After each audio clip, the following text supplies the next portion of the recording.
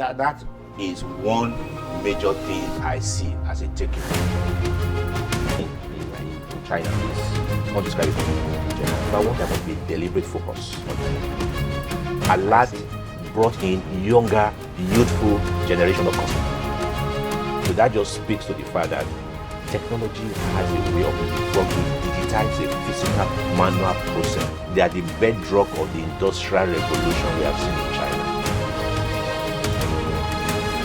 There's a lesson for African countries.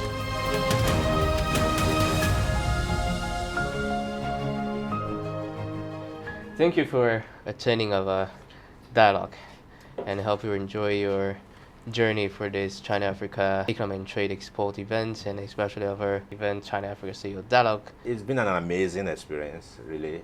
Number one is my first time in Changsha, so the city is wonderful.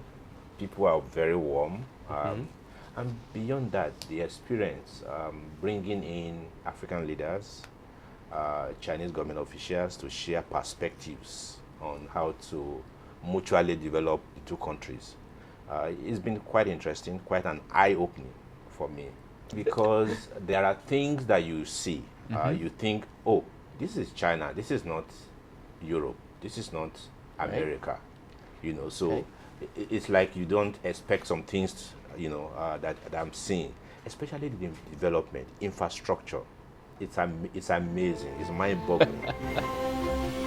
Okay, so there's lots of sayings that China's giant economic bodies and its successful model is based on its infrastructure, and China has indeed put lots of endeavors, no matter in its own development paths, but also in today's corporation, especially in the state sectors. In Nigeria. So regarding because you're from financial sectors, Wema Bank. Yes. So could you give us your insight or experiences on these Chinese projects? How does they do this infrastructure and in Nigeria? And what's your future expectations for that? For infrastructure, sincerely, what I've seen in China is undescribable. But I think there are lessons for Nigeria and African government in general. Number one, there must be deliberate focus on infrastructure. If you don't make it an intentional thing, then you can't get the best of the product, the result of a world-class infrastructure. And your development can only be layered upon good, functional infrastructure. So for Nigeria, African government, the beginning of our journey to development has to start from quality infrastructure. Your roads network, your electricity network, your digital infrastructure. Today is a digital world. I wonder how many African countries are connected internet-wise. But you can't really develop if you don't have those infrastructures in place. And that's what China has got going for itself. Super infrastructure. Right. So you mentioned especially the digital infrastructure, and we noticed that Wema Bank has put a lot of works on that, especially some product called ALAT. ALAT. They call it ALAT. Yes. Could you introduce a bit more on this? Is a system or a payment system or something? Right. Before ALAT, if an individual wants to go into a bank to open a bank account, it usually takes you not less than a month. Oh gosh. A month, yes, because there will be one starting from the form, the physical form. The paperwork, right? Paperwork, right, that will give to you. Oh. You fill the form. You provide utilities, a NEPA bill, for instance, water bill, for instance. We call it KYC. KYC, okay. Know your customer. Okay. Okay, know your customer. What ALAT did was to shorten that process. So to make it almost 5 minutes. Oh. That you can own an account within 5 minutes. That's really productive. So all the paperworks were now digitized. So you don't have to submit a physical paperwork. You can go into your system, all the information required on the paperwork, you can as well tap it on the tablet. Boom, an account is opened. Damn it. Oh. So it shortens opening of account, payments, digital payment system. So today, ALAT, when we launched it, it was the first truly digital bank in the whole of Africa. Not just in Nigeria, the whole of Africa. It was the first fully digital bank in the whole of Africa. Before the creation of ALAT, Yeah. what's the point, like for Wema Bank? Why you guys think, okay, we need to do that in Africa? Okay. Now, Wema Bank is quite an old bank. Used to be an Yeah, old I thought bank. the 1940s. 1945. Or 45. It was a bank known by the older generation. In fact, Okay. they tagged ALAT then as my grandfather's bank. We needed to do something that will appeal to the youth, okay, and to change that narrative. So we brought in ALAT. I ALAT see. brought in younger, youthful generation of customers. Because we also know then that is where the world was going. Right. There was no reason why we cannot do it from what we've seen in the advanced world.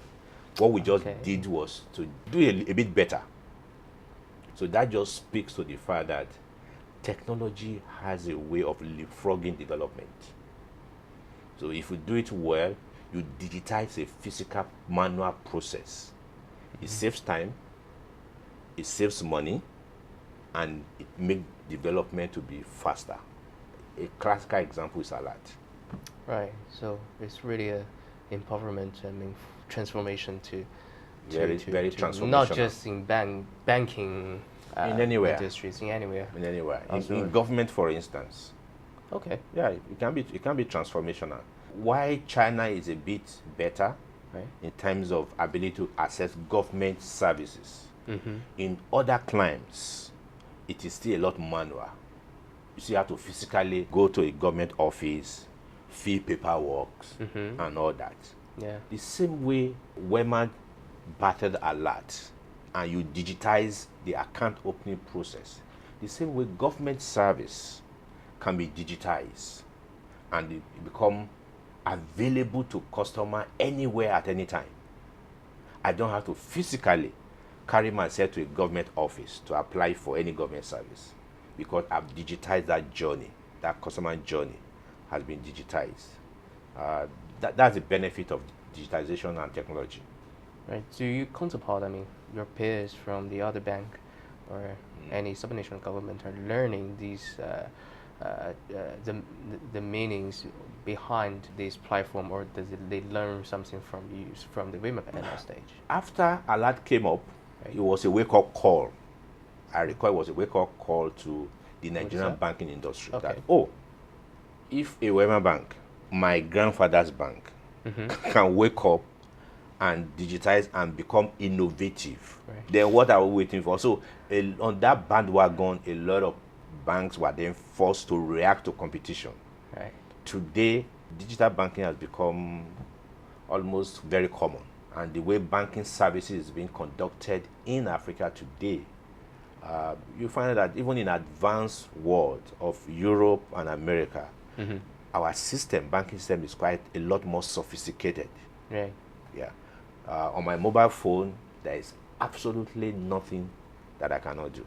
Yeah, too much behind Absolutely. this era. Yeah. Digital stuff. But you mentioned good points. That's the key driving force for you guys to create this innovative banking system, especially, is for the youth. Yes. Is you want to change these conventional stereotype for people or the public image of Yeah. Wema Bank, right? They completely change for the youth. Yeah. Right.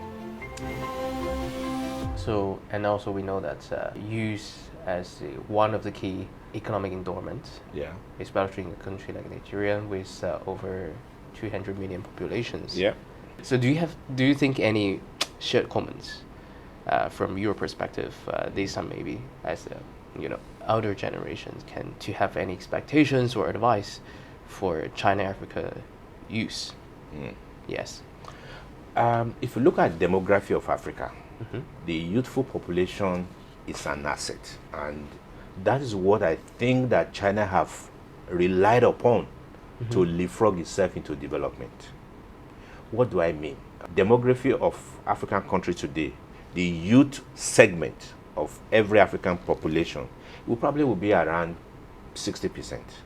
The median age in most African countries will be around 20 years of age, meaning that youthful population. The challenge is to make sure we ensure those workforce, the youth population we have, are educated, they are skilled. That's when we can turn them into development. And that's what I think China did very well. China was able to train, give technical vocational education to a teeming youth. And today, they are the bedrock of the industrial revolution we have seen in China. And there's a lesson for African countries. To be able to develop, you must empower the youth, you must train the youth, you must educate the youth, give them technical vocational education. Right. These skilled workers. Yeah. And that can be a long-term and sustainable methods to generate a long-term beneficial economy. Yeah. So, do you think, as a banker, Yeah. right, from what does the bank or those financial sectors can play some roles in this vocational corporation, maybe? Well, I think, And business model. for me, there is always a role that we all can play. Now, the assignment to ensure that the populace is skillful, is educated, it's not just going to be a government thing. Sure. Every sector of the economy, the financial sector particularly, must play a role. How do we finance technical education, for instance? Yeah. The financial system must play a role, because we know that the bedrock for industrialization has to lie in technical education. And we must prioritize it. Prioritize financing for technical education, for me, will be the biggest role that the financial system can play. And the financial system will come back to benefit, because what that does, it opens up your economy. When it opens up your economy and the middle class is empowered, come on, the banking system, the financial system are there to also benefit. So, I hope that we see the need for us to collaborate with government when it comes to prioritizing technical education, making it deliberate, intentional. As I said before, we know of a fact that China relies on a skillful, youthful population. The difference between China and Africa is our youths are not as skillful. Let me be careful with my word. Not really education now, but skills. I will call for China to please prioritize technical education to Africa. I will also appeal to African governments to also prioritize technical education for its youth, teeming youth, I see. and make it a deliberate program. So if at government to government, if there are collaboration, if there are intentional programs that we can come up with, it will help. At the level of private sector, there are also private sector-led technical education that is needed, which is what was the reason why I mentioned financing.